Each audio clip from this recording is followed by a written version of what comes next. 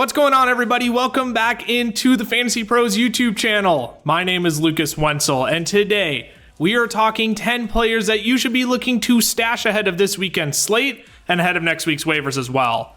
But before we dive into any of those names, if you want a chance at winning a signed Christian McCaffrey San Francisco 49ers jersey, courtesy of bettingpros.com, your place to start betting smarter and not harder, you need to subscribe to the FantasyPros YouTube channel right now, comment below on this video, and that's it. We will be announcing a winner right here on the channel, so make sure to turn on those notifications so you can be alerted when new episodes are up and to come claim your prize when we announce it. First up on our list is Los Angeles Chargers wide receiver Quinton Johnson, who's rostered in 38% of leagues. It's going to take time for QJ to step up in Mike Williams' absence as a rookie. We saw his snaps double on Sunday from 24% to 51%, but he only mustered one reception on 3 targets for 18 yards. However, Justin Herbert threw the ball only 24 times on Sunday, and Johnston ran a route on 22 of those 24 pass attempts. That number to me is more significant than his overall snaps.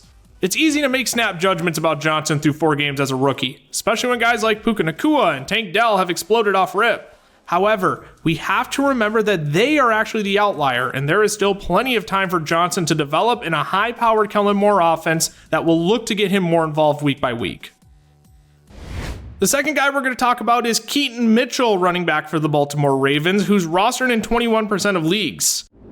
If this is your first time hearing about Keaton Mitchell, I honestly don't blame you. He's a rookie, undrafted free agent out of East Carolina University that's been on IR with a shoulder sprain to start the year.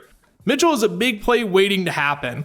Coming into the 2023 draft, he was PFF's 3rd highest graded rusher with a 96.1 grade, only behind Blake Corum and, well, Bijan Robinson. He was first in the class in breakaway run rate as well, ripping off 31 carries of 15 or more yards in 2022. Now he's activated off of the IR and his 21-day practice window is open. It doesn't mean he'll suit up right away in week 5, but considering the hodgepodge mess this Ravens backfield is, there's decent opportunity for Mitchell to earn his share of the touches and become fantasy relevant. Next up is Denver Broncos wide receiver Marvin MMs, who's rostered in 37% of leagues. I know for a fact that I am not the only person screaming for more Marvin MMs in this Denver Broncos offense. For whatever reason, MMs has yet to top 17 snaps in a game and has still been playing behind Brandon Johnson, who he has looked far more explosive than. MMs is currently running an insane 6.37 yards per route. He's seeing a target on nearly 29% of his routes, and he's first in both fantasy points per target and fantasy points per route run.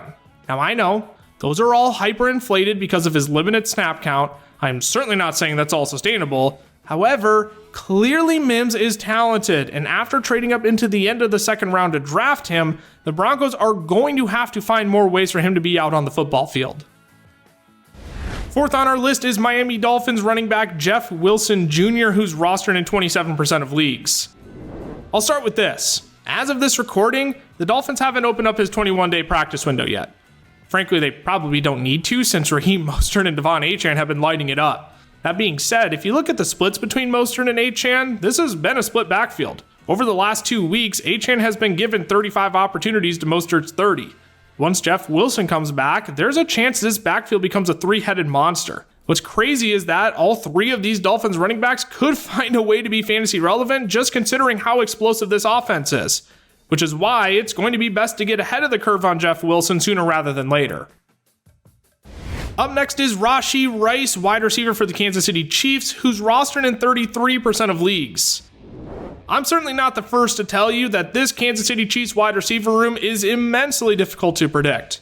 That being said, they've got a phenomenal matchup in week 5 with the Minnesota Vikings, who are sacrificing the most fantasy points per game to wide receivers this year. I'm going to bet on Rashied Rice being the guy who could have himself a day this weekend. He's currently seeing a target on 34.2% of his routes, which is second amongst all wide receivers. The catch is, though, that he's only ran 55 routes this year, but he's also already drawn 5 red zone targets, which is the 12th best. In a plus matchup this weekend where there should be plenty of lucrative opportunities, I'd rather get ahead of the curve on Rashied Rice before he's potentially a top waiver ad in week 6. Let's move on to Atlanta Falcons tight end Janu Smith, who's rostered in 11% of leagues. Here's your mind-blowing stat of the week. Janu Smith currently leads all Falcons pass catchers in receiving yards this year with 179. Yes, that's more than Drake London, who has 126, and yes, that's more than Kyle Pitts, who has 121. This is some crazy tomfoolery from Arthur Smith, but what it means for your fantasy team is that Janu Smith might be turning into a weekly consideration. Janu has seen 6 or more targets in 3 straight games, and he's totaled at least 8.7 fantasy points in those games. It's not a lot, but considering how volatile and desolate the tight end position is, Janu may turn into a consistent and reliable option if his usage stays up. Next, we have Jaden Reed, wide receiver for the Green Bay Packers, who's rostered in 26% of leagues. This may seem like a counterintuitive stash considering Christian Watson made his return in week 4 and shouldn't be on a pitch count moving forward. That being said, Reed has been playing well enough to likely keep a steady role in this offense. Thus far, he has seen a 17.4% target share and has been running nearly 2 yards per route.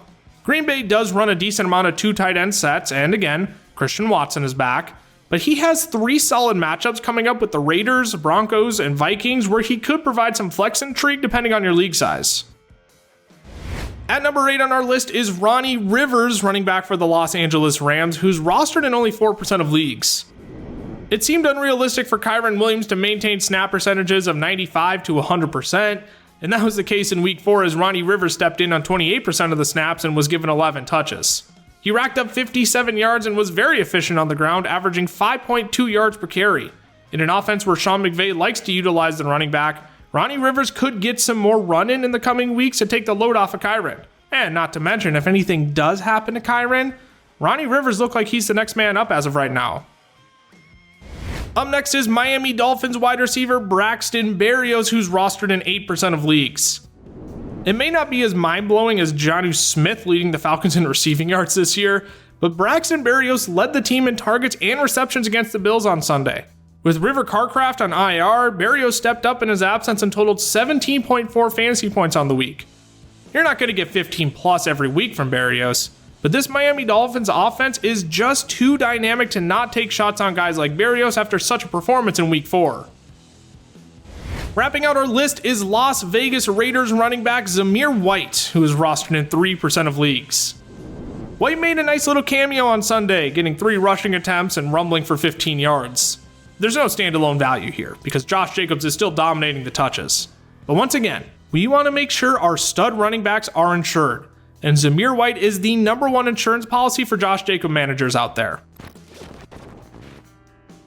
Alrighty, y'all, that is all I have for you today. Remember, if you want a chance at winning a signed Christian McCaffrey San Francisco 49ers jersey, courtesy of bettingpros.com, your place to start betting smarter and not harder, you need to subscribe to the FantasyPros YouTube channel right now, comment below on this video, and that's it. That is all you need to do.